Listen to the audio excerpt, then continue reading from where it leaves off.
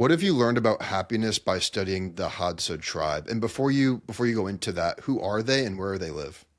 So the Hadza are some of the world's last remaining hunter-gatherers, and they're immediate return hunter-gatherers. So they eat today what they kill today. There's no storage with them. And so they live this life of very day-to-day existence, lots of planning for the future, but not much you can actually do about it, right? They live in mostly around Tanzania, around Lake Eyasi, and there's a number of different Hadza camps around there. Now they're nomadic. They follow game and they follow, when the local water supplies are running low, they move along. So where they are at any one moment is a little hard to say. And they're also, like all original human groups, to the best of our knowledge, they're fission-fusion groups. So they break apart at points and come back together. They all kind of know each other, but there's groups that they spend most of their lives with, and then they might shift around a little bit as they grow up and things like that. So they're they're intensely studied tribe because they live exactly where humanity evolved. This is the crucible of Homo sapiens, and so we don't know, but we believe that the kind of life that they live as hunter-gatherers there is probably similar in many ways to the kinds of lives that our ancestors lived when we first left the trees, 6 million years ago, and slowly over time became Homo sapiens. So the Hadza are a really wonderful group, and they're most of what I've learned about them is from their amazing ethnographer, Frank Marlowe, who, if I remember right, passed away recently, unfortunately. But he wrote this wonderful book called The Hadza, which I highly recommend for anybody if you want to see what life was like in ancestral worlds, and still is today in some parts of the world. Anyway, one of the remarkable things about the Hadza is their lives are incredibly difficult. I mean, as you can imagine, right? They're nomadic, so everything they own has to be portable. They have to be able to put it on their back and move along. And so even their homes are really just barely shelters. And they never know what tomorrow is going to bring. They live in basically a pre-medical world. And so historically, the Hadza have buried about almost half their children before they reach adulthood, because of course, life's very dangerous out there. And in a pre-medical world, the smallest illness can kill you. And so here they live this life that doesn't have the comforts that we have, that doesn't have the entertainment opportunities that we have, that doesn't have all these things that we have. And yet the data suggests that they're at least as happy as we are, if not much happier. And that's a fact that I found quite remarkable, and that sort of got me started on this journey. So why is that they're as happy as us, even though it seems like on the surface we have like a nice warm house to sleep in, we have cars, we have all this technology. Why is it that they're equally as happy with us when they have almost nothing? Yeah, that's a great question. And let me just say, although we don't know with certainty, I suspect they're quite a bit happier than we are. And the only data that we have on that point is this really lovely study by these Polish investigators who in Poland asked people, they wanted to make the question exactly the same. So they said, how happy have you been over the last few weeks? And the answer was happy, sometimes sad, and sad. And so they made it pretty straightforward because, of course, the Hadza aren't used to taking questionnaires, right? And so you don't want to ask it in a way that wouldn't make sense to them. And back in Poland, they found that about 50% of the people said, oh, I've been happy. Almost 50% said, I've been basically nothing but happy these last few weeks. And among the Hadza, it was over 90%. And so it seems like they're actually happier than we are. So the question then is how? How can they, in a world that's full of so much discomfort, in a world that's so dangerous, in a world where you lose almost half your children, and in a world where you don't have these vast number of entertainment options that we have, how could they be so happy? And of course we don't know. There's so many differences between their lives and ours, it's hard to say. But what I've come to believe over time from investigating this question is that they struck a very different balance between autonomy and connection than we have. And so connection is our most fundamental need. When we left the rainforest as sort of chimpanzee-like beings 6 million years ago, we had to form really tight connections with each other because that's the only way we had to survive. And my favorite evidence for that fact can be seen in our eyeballs. So if you look at the eyeball of a chimpanzee, it's all brown. Now chimpanzees are really smart and they can tell where other members of their group are looking, but they try to disguise that fact by making their eye brown so you can't see when they shift their gaze. Humans have evolved whites to their eyes so that if I look over there, it's like an advertisement of the direction of my gaze. You can immediately tell where I'm looking. And what that in turn tells you is that it must have been to my advantage to let you know what had drawn my attention. Because if it was a threat, you would come over and help me deal with it. And if it's an opportunity, you would come over and help me achieve it.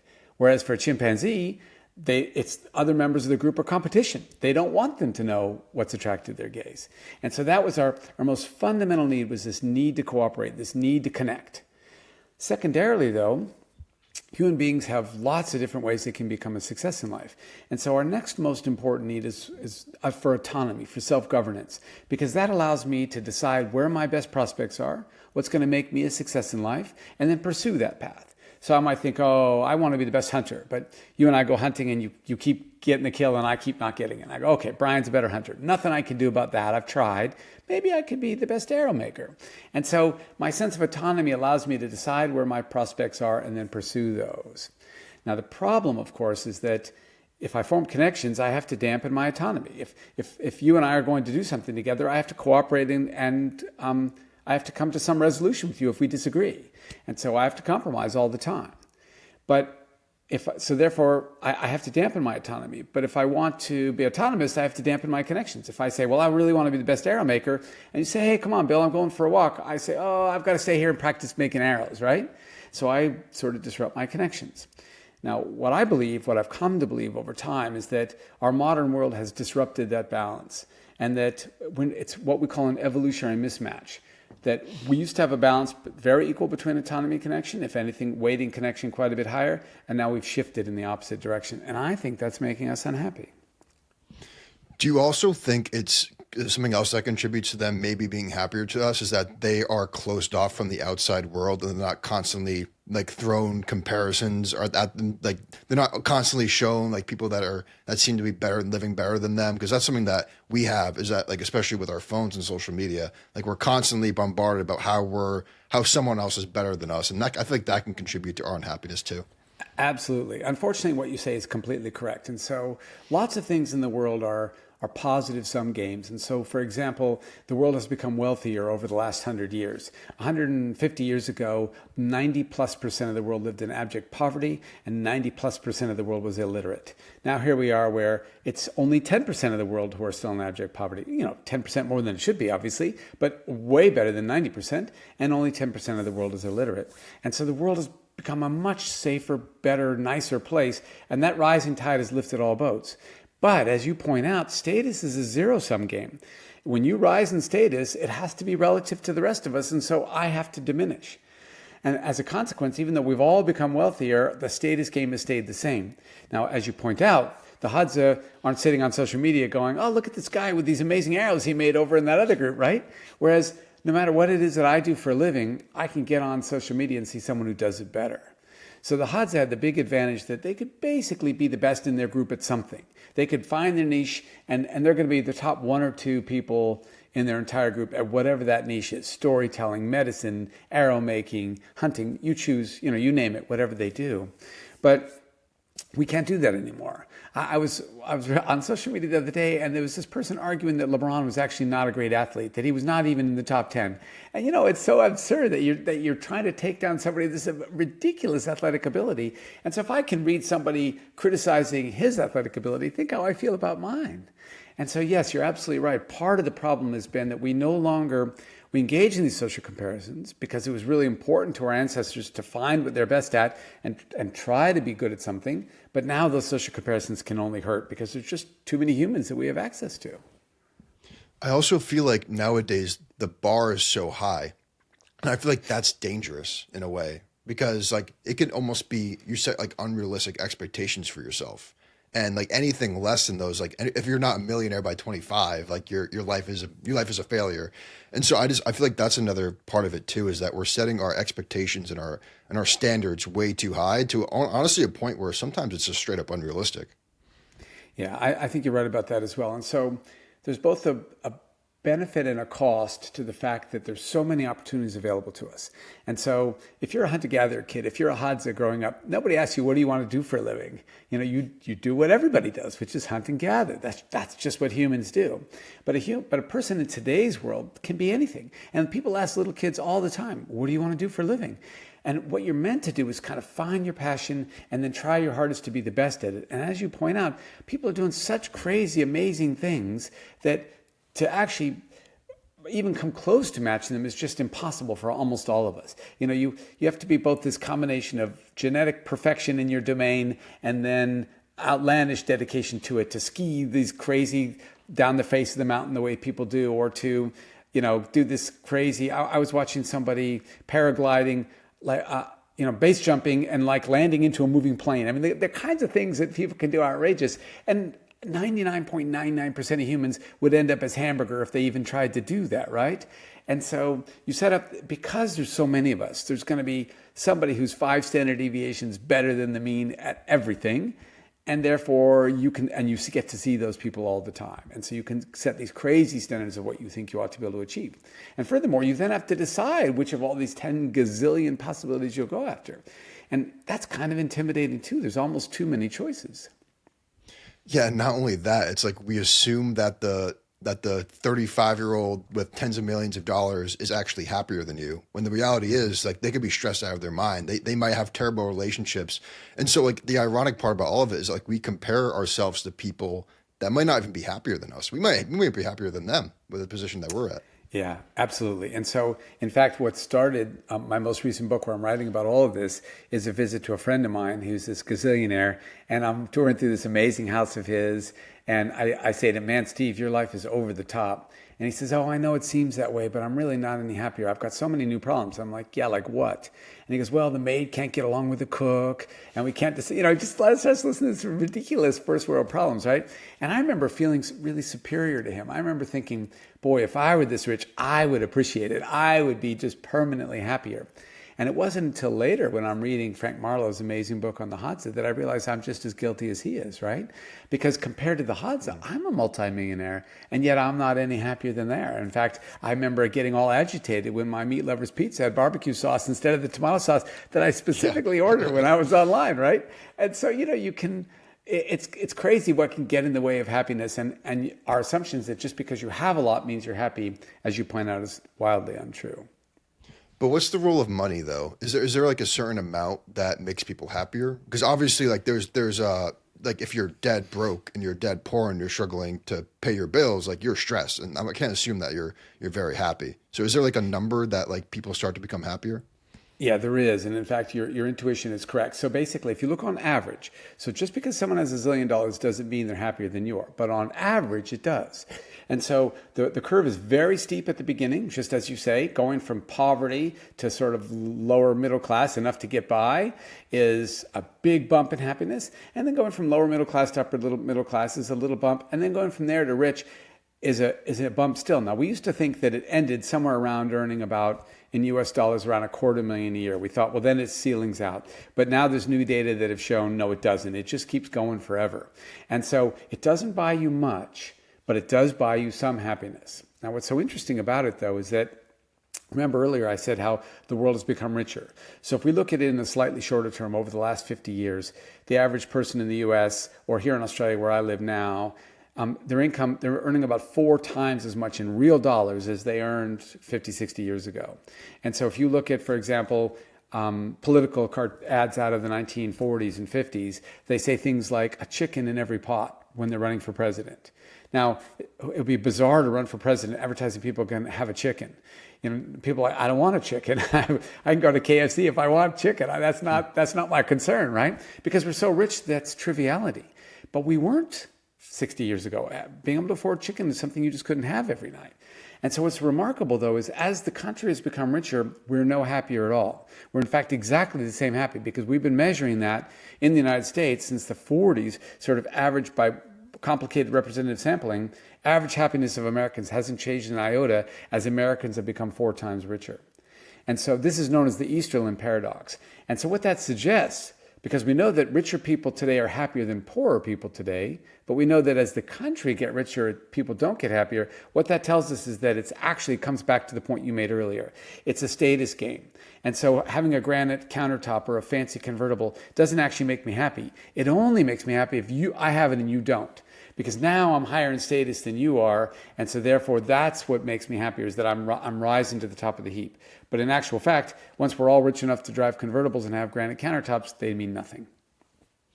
So when someone finally gets that, like they get a good food source, they have consistent food coming in, they have a shelter, they have all like the hierarchy of needs that they need. What's next to become happier? Do you understand what I'm saying there? Like so once you have like your basic needs met, what makes you happier after that?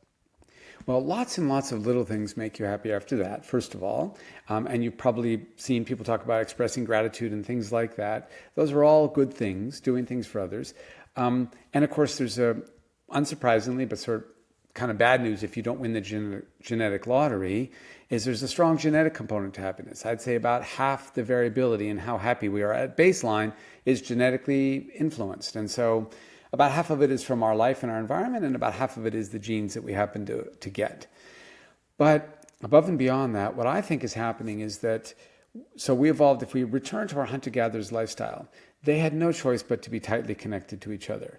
You couldn't just wander off into the wilderness, or you're going to be lion food. And so they cooperate all the time to protect themselves and to seize opportunities to go on hunts and things like that. They have to work together.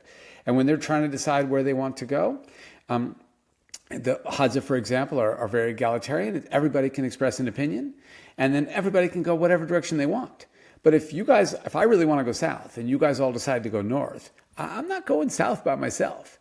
I kind of got no choice. So my best chance to express my autonomy is to try to persuade you. But if I can't do that, I have to go along with the gang. And so what I believe has happened is that we evolved to grab autonomy whenever it was really available in our ancestral past, because it was rarely available. And connection needs were always met. But now we live in such a high technology, wealthy world that our connection needs are they're irrelevant. We don't need them to survive anymore. If I run out of coffee, I don't need to go borrow it from you. I could drone it in. My latte will arrive in 20 minutes, right? I don't need anybody anymore. And the richer I become, the less I need people, because everything that I need, I can just outsource. I can get online and just have it done. And so the consequences, if I'm right in this estimation of what our lives were like then and now, what's happened is that we evolved to grab autonomy because it was rare, in the same way that we evolved to grab fat, salt, and sugar because they were rare. And so back in the savannah, fat, salt, and sugar, you hardly ever come across them. So if they're there, eat as much as you can. It doesn't even matter if you're hungry. Which is why today, when I got a bag of potato chips, even if I'm not hungry, I go, ooh, that's kind of tempting, right? Because fat, salt, and sugar is what we've evolved to grab whenever the opportunity presented itself. And I think the same thing has happened with autonomy. We've evolved to grab it whenever the opportunity presents itself. So that's what we really want, but it's actually not what we need. What we need is connection. And every time we grab autonomy, we sacrifice some connection. Remember, if I decide to practice my arrow making, that means I'm not hanging out with you and going to do something else. So what I believe has happened is we're sacrificing connection over and over and over again, and that's making us unhappy. And in fact, if you look at the data, we spend far more time alone than we used to, even just 50 years ago. 100 years ago in America, a little over 100 years ago, 1 in every 100 Americans lived alone. Now it's 1 in 7. And so the wealth and technology have just allowed us to be these sort of solo entities, which we've not evolved to be. What makes us happy is actually spending time with each other. And so when we keep seeking what we want by grabbing autonomy, we're actually sacrificing what we need, which is our connection. I've also heard you talk about even something as small as like eating with your family, how primitive that is to happiness. Can you touch on that? Sure. And so it's a great example too, because first of all, food makes us happy because we need to eat to survive. And so evolution rewards us when we get a great meal by feeling happy. But we didn't evolve to eat that meal alone. We evolved to eat that meal with others. And so, there's this temptation, though, to go your own way. So let's say you and I are trying to decide what to have for dinner tonight. And I'm like, man, I really want a pizza.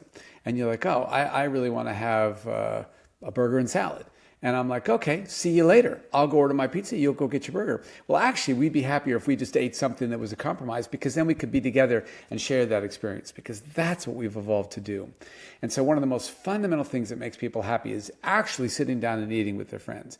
And the problem is that the modern world not only disrupts that in preventing you from doing it in the first place, because you and I want slightly different meals, so we just go our own way. But also there's some really lovely data. So if I remember, Liz Dunn at UBC ran this study where she had people, she told them, look, for the study, I need you to put your phone in your bag while you have this dinner with your friends. Or for the study, I need you to keep your phone on the table because I might need to alert you while you have dinner with your friends. And then afterwards, she asked, how much fun was your dinner? Well, just having your phone face up on your table and having the interruptions that pop up all the time made dinner less fun, because you stop connecting with the people you're actually with and you keep getting pulled to that funny cat video or whatever it is that's coming across your phone. And so modern world makes us less likely to do it, and then it makes us do it in the wrong way. We're not immersed in with the people we're with. We're caught up by these constant drags from social media and these other forms of technology. What exactly is the danger of loneliness? One of my least favorite things that people talk about on the internet is that lone wolf mentality, and people find pride in that, but that's not good for you, right? No, it's not good for you. And so look, there are many species that don't have any connection needs at all because they don't need connection. And why would you pay the price of having all the competition with other members of your species and all this trying to find space and diseases? Why pay that price if you don't have to? And so snow leopards are a perfect example. They don't need other snow leopards to help them with their hunt. And so once they grow up, especially the males, the females, of course, keep raising young, but the males just spend their entire lives alone. And that's when they're happiest. But humans are not snow leopards. We're a gregarious species who evolved to solve all of our problems by working with others. And so if you're a lone wolf, you sacrifice all sorts of things about how we evolved. Many of them are just the fundamental feelings of happiness you gain when you're around other people. But some of them are even, it's bizarre, but even your sense of self starts to deteriorate. And so there's some really interesting studies where you look at people who decide to go off the grid, and they live in a shack in the middle of nowhere for years. And they start talking about how they kind of lost a sense of who they were. Now, why would that happen? Well, the way we understand the evolution of the self is that it's this machine for monitoring your reputation. I need to behave in a certain way so that Brian will trust me when we go on hunts together, so he'll look out for me when I get sick, so he'll do the things that humans do for each other. And so I have to behave in a reasonable way, and I have to look out for how I've been behaving all the time, and my sense of self guides that. Well, without other people around, there's no need for that. And so a lot of what we regard as fundamental and inside us really is actually this mirror, this reflection of our place in the world and how we interact with others. Yeah, it's funny because people go on these solo trips or something to find themselves. But what you're saying is that the opposite happens. That's right. And so there's nothing wrong with a 2-week solo trip to find yourself if you're so immersed that you can't decide what you really want. What do I want to do for a living? Or am I really, I remember a friend of mine taking this 1-week walk, this beautiful walk through Tasmania, just to decide if he really wanted, if his marriage was working out. And that kind of thing makes sense because in the buzz of humanity, it can be very difficult to say, well, what do I really want, right? That too can get lost. But in actual fact, too much time alone and your sense of self disappears as well. And so a short trip to find yourself, great idea. Constant time alone to find yourself, you're going to have the opposite effect. You're going to lose yourself. Is happiness more of what happens to us in the external, or is it more of how we react to it in our internal? Yeah, it's both, right? And so you can have somebody who a great thing happens to them in the outside world, and let's say you've been working really hard and hoping to get that raise, and you get that promotion and raise, and you're really happy. So you're out with your friends, and you say, "Hey, man, I just got a 25% promotion, and I'm now manager." And your best friend says, "Awesome! I just got a 50% promotion, and I'm general manager." Instantly, you're bummed out. You're like, oh my God, my crappy little raise and my crappy little promotion. And so it's this combination of what happens to you and how you respond to it, but also how it reflects about what your expectations are in the world. And so if you set your sights too high, and this comes back to your earlier point, I can watch people on the web doing crazy things or being crazy rich, successful, whatever you want, right? And if that's my goal, well, probabilistically, I'm never going to get there. I might, somebody will, but probabilistically, it won't be me. And so as a consequence of that, we do get happier as we approach our goals, but if I never feel like I'm approaching it enough, I'm going to be permanently unhappy. But somebody else who maybe didn't aspire to quite so much, or somebody else who savors the progress along the way, could live that exact same life. Your identical twin who savors progress and didn't quite set the goal so high could be happy the entire time. And so really it's the combination of those two things. What the life that you actually live, and then how you appraise that existence, what it means to you. Yeah, what's the role of purpose in all of this? Because something that I found with myself is that the times where I'm the happiest are times where I'm working hard on something that I'm striving for, even if it's not working out. Like it could I could be posting videos and they're not doing well. Like back in the early days when I first started this podcast and in the TikTok and all of that, but I was like still happy in that process. And then when I was slacking, when I was slipping, like you just feel like I just don't feel good about yourself. What's the role of like purpose in all of this and having like something to strive for? Yeah, purpose and meaning are hugely important. And they raise a really interesting question. Like, did our ancestors seek purpose and meaning? Did they sit around wondering, what is my purpose? What meaning does all this have? And I actually think that they didn't, because they always knew it was there. Our ancestors believed, almost all of our ancestral religions had a similar quality, which is that when you die, you become sort of like a spirit or a god that your descendants then can pray to and ask for favors and advice. And you become part of this unbroken chain that exists throughout all time for all of your ancestors in the past and all of your progeny in the future. And of course, to some degree, there's truth to that, right? We are part of this unbroken chain. We wouldn't be here otherwise. In fact, our distant cousin, the celery, is part of that unbroken chain as well, right? But the meaning that they got from it is more of a spiritual meaning that we don't necessarily get anymore. Because I now know that the cousin is the celery is my distant cousin, and that's kind of weird, right? I'm eating it as part of my salad. And so biology and science have replaced for many of us the kind of purpose and meaning that I believe our ancestors had automatically. And so now most of us achieve that in a very different kind of way. For example, by trying to make a success in your career and striving really hard. Even when you're failing, you believe this is going to work. I'm going to make it happen. I just got to stay in the trenches and keep hard at it. And other people might do it in other kinds of ways. But that sort of striving plays a huge role. Now, it raises a really interesting question of what happens in the not too distant future when AI can do everything better than we can do, right? And what are you meant to strive for? I can imagine a not too distant future where there's universal basic income, so everybody has enough money to survive. You don't need to work if you don't want to. And whatever work you do, some machine could do better than you anyway. And maybe that'll bring us to a world kind of like our ancestors, where they're all hunter-gatherers because they need to bring in the food. But of course, what they really enjoy is just spending time with each other. And in large part because that was safety. That was the best place for them to be. So with that being said, are you optimistic about the happiness of the future? Do you think we're going to get happier as stuff like AI and automation takes over? I think so, but I'm a little confused by it. And so I spent my whole life thinking, in school, trying to learn so that I could get a job that I would enjoy and that would really interest me. And is that still going to be possible? I just finished my second book, and it was tons of fun writing it, but will it be just as fun when I could tell ChatGPT, hey, write my third book as if you're me, and then it writes it better than I could, right? And even it sounds like me. I don't know.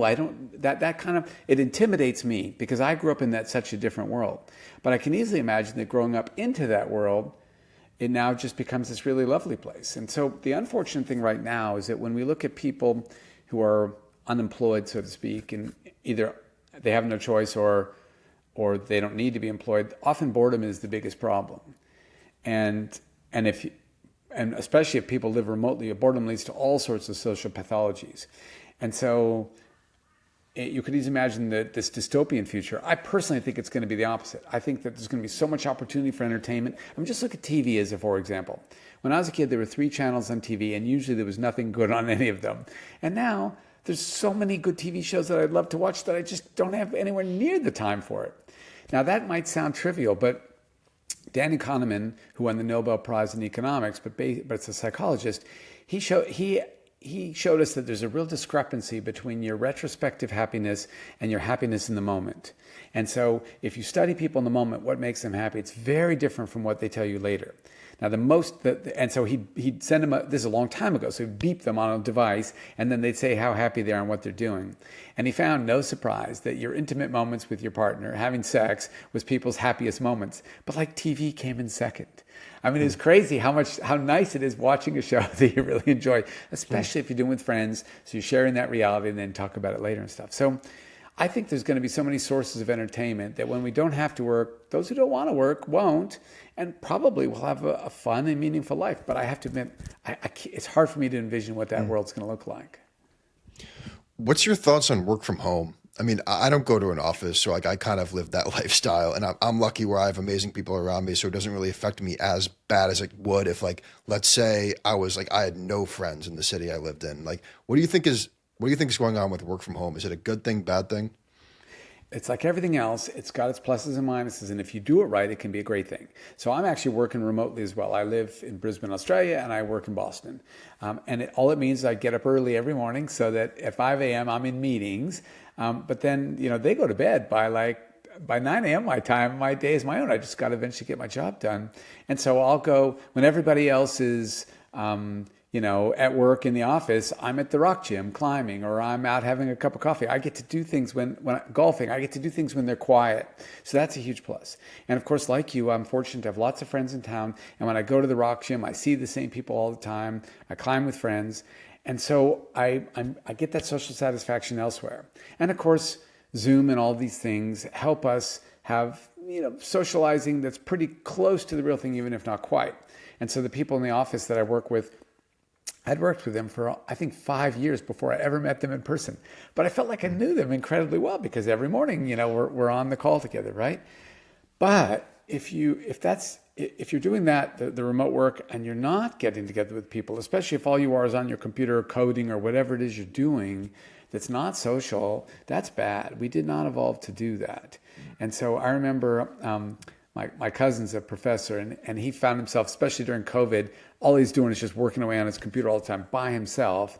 And I remember he was telling me how envious he was of this team that showed up to repair his roof, because he could hear them all up on the roof having a good time, laughing and chatting. He lives in Austin, Texas. It was hot. They were uncomfortable, but they were actually having fun. And he was in the comfort of his own home having no fun at all, right?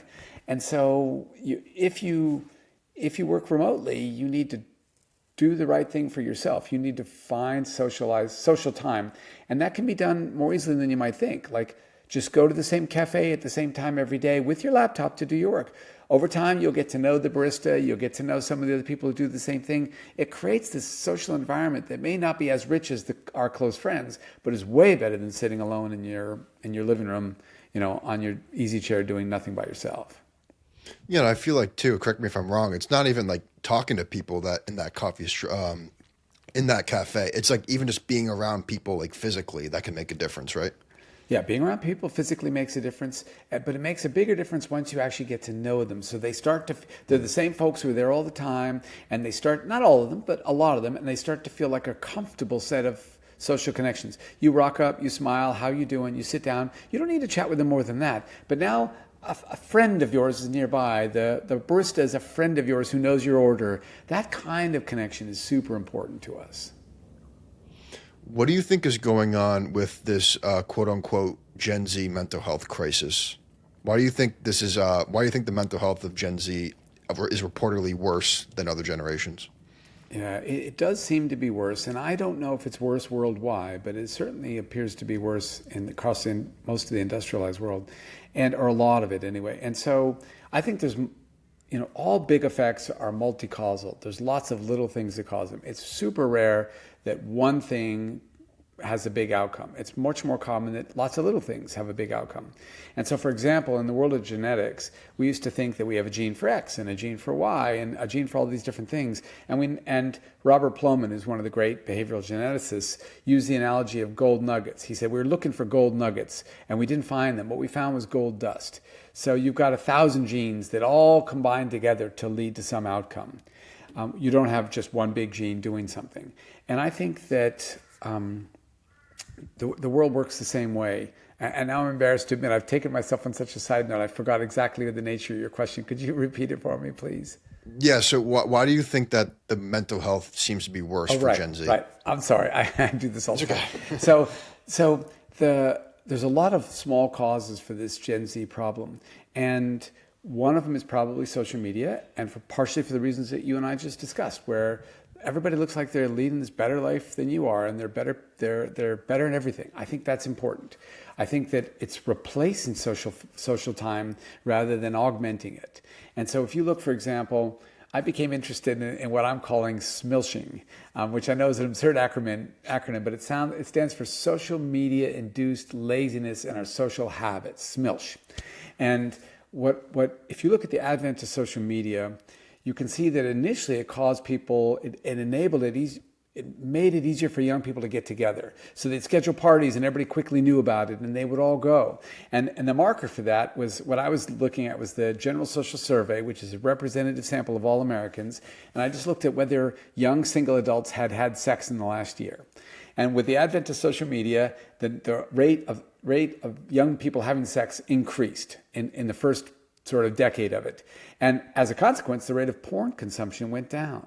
But then in this sort of second wave of social media, when now it's everywhere and it starts to be fun enough that it can actually replace our socializing in person. And so let's say you're having a party tonight and I got to catch 2 trains or buses to get across town.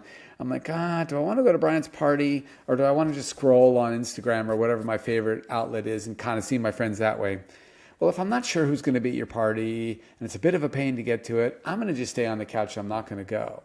Now, the problem is that that could have been a good call. If I went to your party, I might not have known anyone and I might not have had fun. But if I went to your party, I might have met people that I didn't know and it could have been super exciting because that's when some of our best times come from, right? And so when we look at the second wave of social media, we actually see that the rate of young single adults, 18 to 25, having sex has actually gone down lower than it used to be before. And so, for example, in the first wave of social media, only about a little less than 10% of young single adults had not had sex in the past year. That number nearly doubled in the second wave of social media, and porn consumption subsequently went up. And so it's like a marker in my mind. It's far from the most important one, but it's a marker of people starting to socialize electronically rather than in person, which is just not good for us. Social media should be something you do on top of your actual face-to-face social life. It shouldn't be something that you do in place of it. And then there's a final variable that I think is important, but I'm not even sure quite how to quantify it scientifically, quite how to show it's true, which is a little bit like our immune system. If you think about our immune system, it evolved over hundreds of millions of years to just completely attack any pathogen that tried to get into us. And so our immune system's crazy strong. It's crazy good at what it does. It keeps us alive even in pre-medical worlds most of the time. But now in our world where we're so wildly clean, where we don't have any pathogens in our world anymore, we have all sorts of autoimmune diseases where our immune system attacks us because it's so hypervigilant for pathogens. When there aren't any at all, it starts to see things as pathogens that are actually part of us and not from the outside. And so now we've got all sorts of autoimmune diseases we never used to have, allergies we never had. When I was a kid, there wasn't a single person who had a peanut allergy beyond, it makes my mouth burn or something, trivial like that. And I didn't even know any of those people. Nobody dropped dead from eating them. And now that kind of stuff kills us all the time. And I think that our world has become so safe that it's done the same thing. So anxiety is a really good system for solving safety problems. When I'm about to leave the cave, I look around and say, all right, are there any saber-tooths out there this morning? Is anybody out there trying to kill me? Looks safe, I'll go.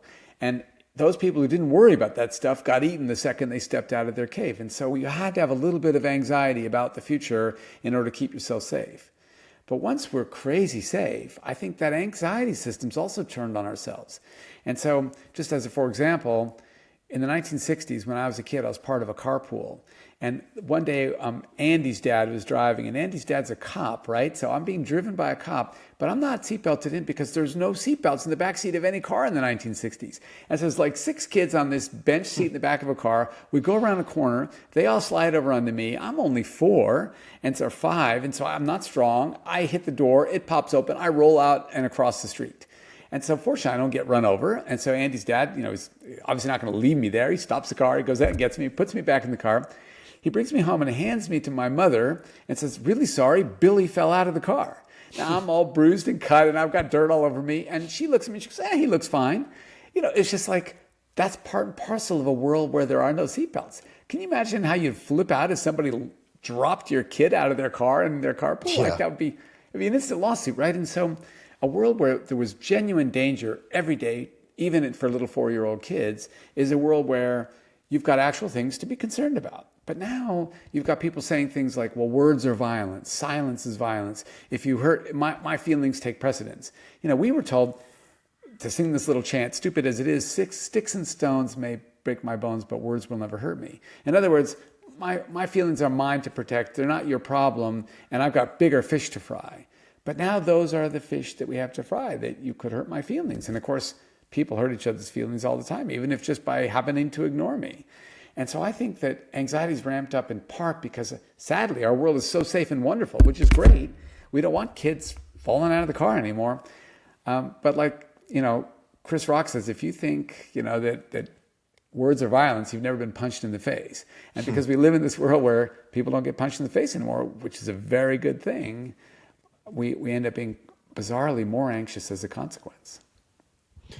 Something that I was thinking about is the role of boredom in all of this, because I also feel like that's resulting in the lack of boredom now with young people, now that everything is so stimulating and entertaining just by sitting in your room, is leading to isolation. Because I feel like before there was all this stimulation and TV shows and video games and social media, like if you were bored in your room, you would probably just go to your friend's house. Like that was like the only other thing you could do. That's absolutely right. And so the world is so entertaining now that we don't need connection to entertain us. And so I asked a friend of mine who's an anthropologist who works with the Ache in Paraguay. And I was like, do the Ache ever get bored? No TVs, no screens, no technology, no electricity, right? And he says, well, look, they don't have a word for boredom, so it's not in their vocabulary. And they sit through hanging out in ways that seem crazy boring to me, used to this life in Los Angeles is very fast paced. But it is the case that there'll be in one group of people chatting for a while, and then if they're not saying anything or people aren't saying to them, they might get up and move to another group of people and chat for a while. And so the answer really is, first of all, their tolerance for boredom is much higher than ours because they don't have the constant stimulation that we have. And it's much more like life was like when I was a kid in the 60s, right? Not all this constant stimulation. But also the only way to crack that nut, the only way to get less bored is to find a different social group, to socialize with people.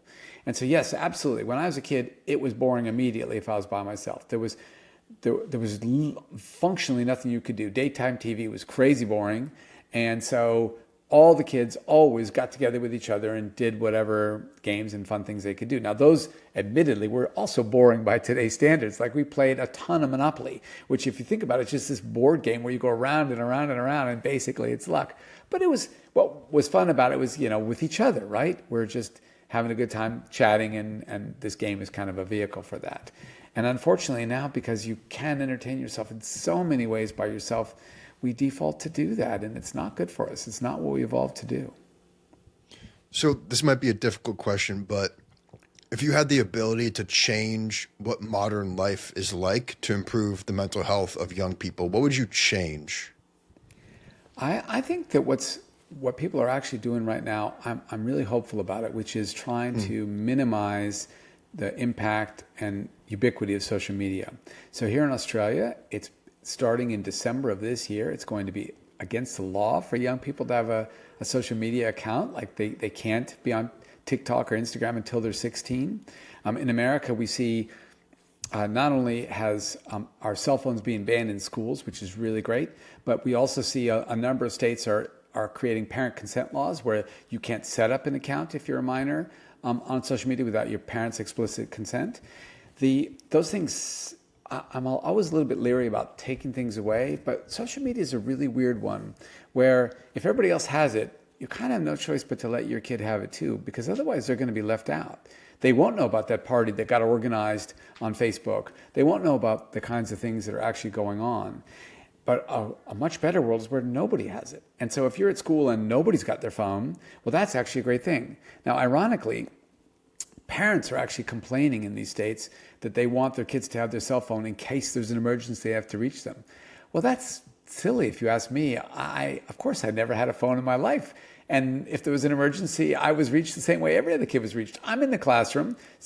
My parents could call the principal. They could tell the teacher. They could come get me. If something terrible went wrong, which happens, once a decade, it doesn't happen. Today's emergencies are very small. Then there was a way to deal with it. And so what I would love to see is that basically things like social media, where you can have this sort of parasocial, pseudo-social connections, get relegated to a world in which they can only augment, in which they can't replace. And the replacement for that is kids actually getting together and doing their own thing. And now there's another side to this coin, like John Haidt and his colleagues have talked a lot about how helicopter parenting is also bad. It sort of teaches kids they can't solve their own problems. And it's something I definitely have seen. I was a professor for 30 years, and in the beginning, the only person who ever complained about grades was like a student, and they often complained, right? How come I got a B or a C or whatever? But over time, I started hearing from parents, why did my kid get a B or a C? I was like, why am I talking to you? Your kid is an adult. And so, I don't teach third grade. Parents should not be involved in this process. And so I think helicopter parenting has also been bad. And so I hate to say this because people always think the way I was raised is the best, and it certainly wasn't. I don't want kids falling out of car seats. Falling out of the back seat of cars. I don't want that fights at school. We were constantly getting bullied and all those bad things. But setting that aside, we also lived in a world where we were raised a bit like dandelions, where we were off doing our own thing and meant to socialize with each other, and not like orchids, where we're in this little greenhouse where we're being carefully watered and pruned every day. And I think kids grow up much better on their own, with their friends, working out their own difficulties. So there's a lot of talk about a dating crisis for Gen Z. Do you think we're in the middle of a dating crisis? And are there any terrifying stats that you can think about that really emphasize maybe that point? Yeah, we are in some ways in this weird dating crisis, and it's an unusual one because there's a couple of things that are happening at the same time. Thing one is that I'm the first generation, or my birth cohort is the first one, 1963, where people born in 63, women and men were equally likely to go to university. Prior to that, it was always men outnumbered women at college. And then in 63, it became equal, and then it switched. And so now, we don't know exactly why, but I believe it's something about the way schools are designed. Basically, what you see across the industrialized world is that in college, the rates are about 60-40 female-male. And that, in principle, shouldn't be a problem because they used to be 60-40 male-female in the 1950s birth cohort. And that wasn't a problem. But it is a problem in the sense that on average, women tend to date men who are as well educated or more, and men tend to date women who are as well educated or less. Now, maybe that'll change, but so far it hasn't. And as a consequence, what's become the case is that there's a number of women who don't find a match because there's not as many men as women who are at that level of education. And so already it sets up a problem where women are failing to find the kinds of men who they're looking for, and the educated men have lots and lots of options, which creates this what are called incels. People are involuntarily celibate because they don't have a good job, maybe don't have a good education, and they're no longer viable options for women. They're just not getting picked. Now that problem, that underlying problem, which may switch. Men may become fine with dating women who are more educated. Women may become fine with dating men who are less educated, just because that's reality, right? Or, of course, ideally, we could fix the school system. But setting that aside, that then gets exacerbated by the fact that we use social media so much, dating apps, to connect. Now, on the positive side, dating apps appear to be a great thing to create long-term relationships. Relationships starting in the early teens, relationships that started online had a better chance of lasting than relationships that started in person, which is pretty remarkable finding because you'd think that meeting in person tells you all sorts of information that online doesn't. But what online does is it makes everyone available to you. And in the past, I had to meet somebody at the gym or at the restaurant or at school or wherever I went. And that was a pretty limited set of people. And so I didn't have a very wide slice of who I might meet and fall in love with. And now you can just flick until you find the perfect match. But Of course, the problem is that following what I've said earlier, what you've got is this weird inequality.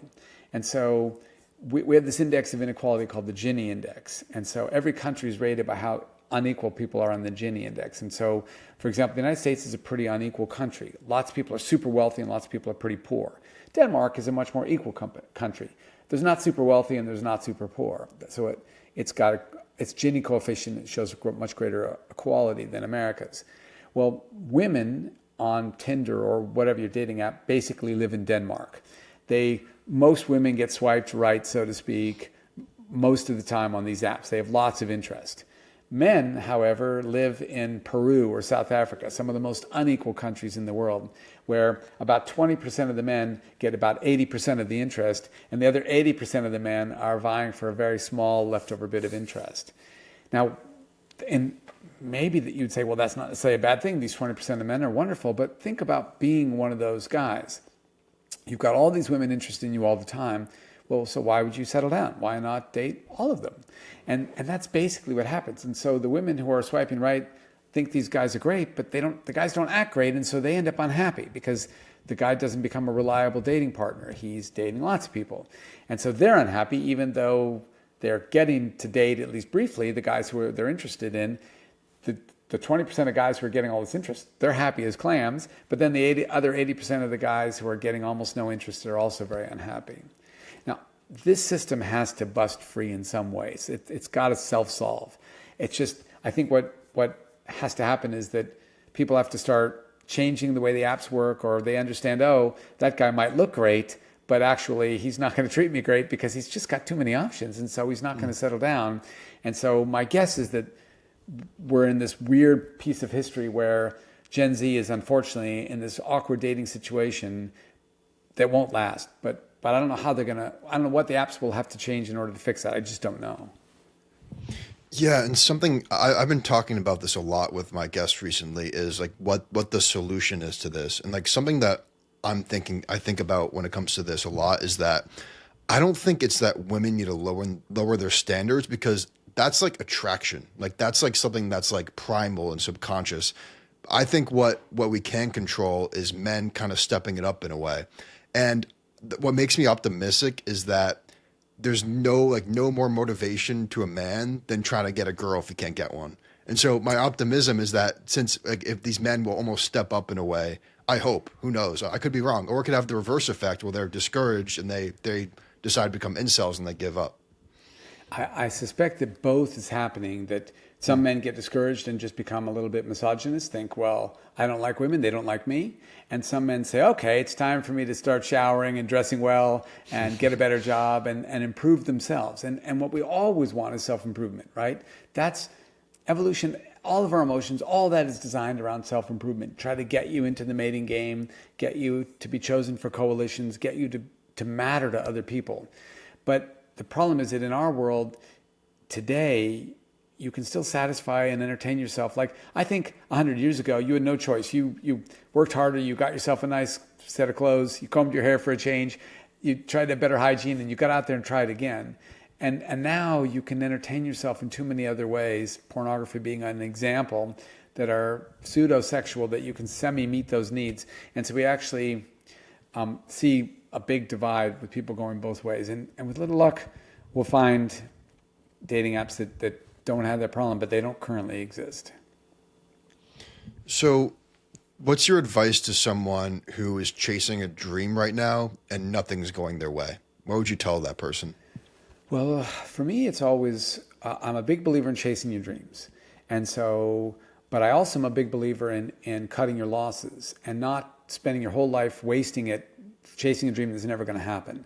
And so when I learned this lesson, I can't remember what city I lived in anymore, but I would take a bus to work when I could walk there in 20 minutes. And every once in a while I found myself waiting more than 20 minutes for the bus. I was like, okay, I'm going to go to the bus, and after 5 minutes, I'm going to start to walk, because I've got to find a cutoff point that gets me to work on time, but that also, I have to decide in advance, because once you've waited 5 minutes, you're going to be, well, I'll wait 2 or 3 more minutes because maybe it's about to come, because it hasn't come yet.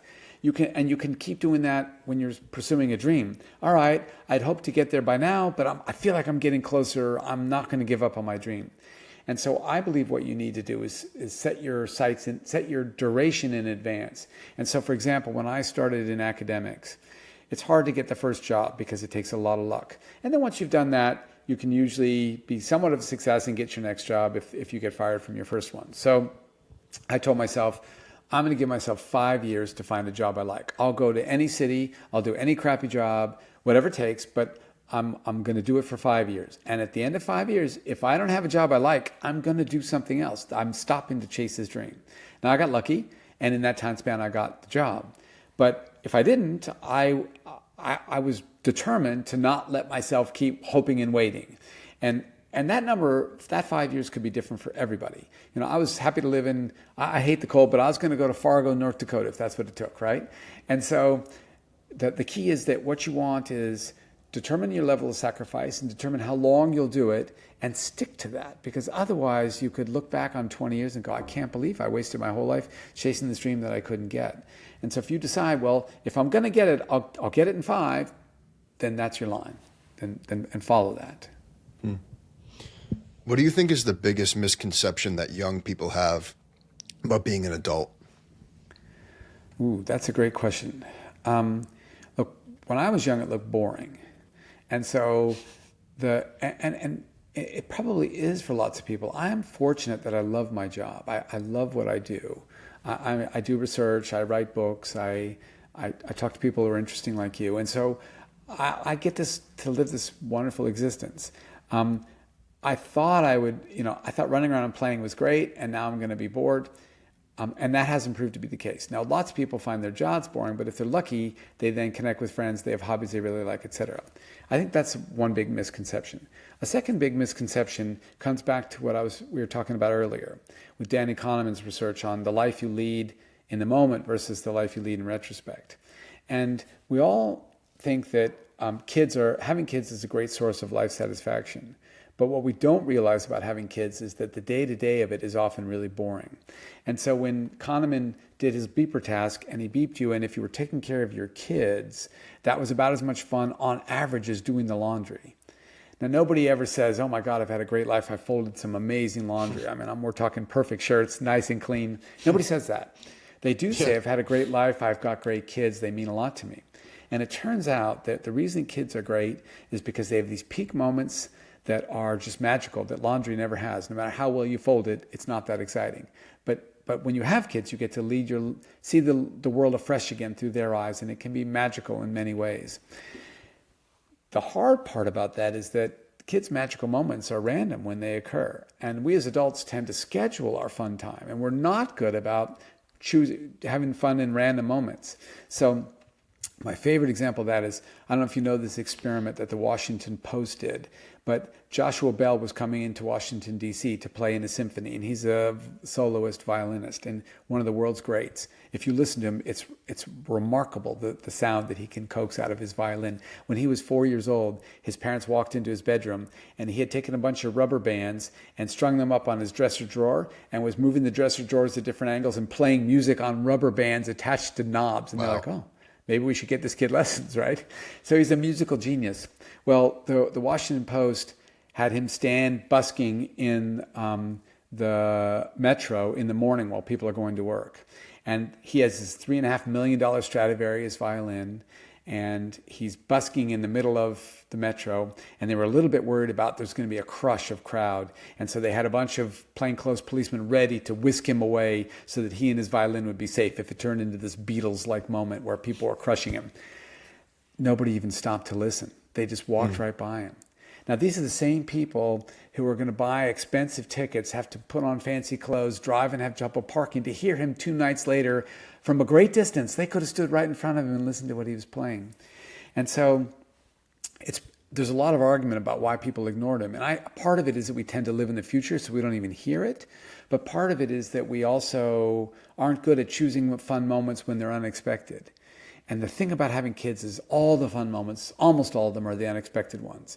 And you've got to be really good about putting away whatever you're doing and focusing on them in those moments. And so our misconceptions about adulthood can lead us to miss some of the great things. And that's one of my 4 examples. That's a lesson I learned.